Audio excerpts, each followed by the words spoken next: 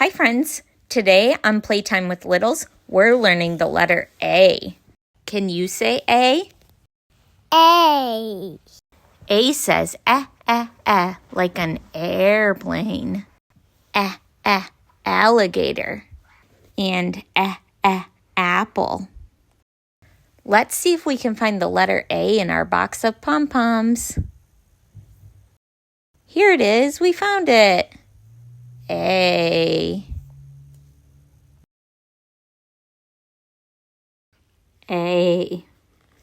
Alligator. A. This is how you write the letter A. Down, down, across. This A is black. Down, down, across. This A is red. Down, down, across. Blue A. Here's the big uppercase A and the little lowercase a. Both of them are the letter A. Let's practice. What letter is this? A. Say airplane. Airplane. Say alligator. Alligator.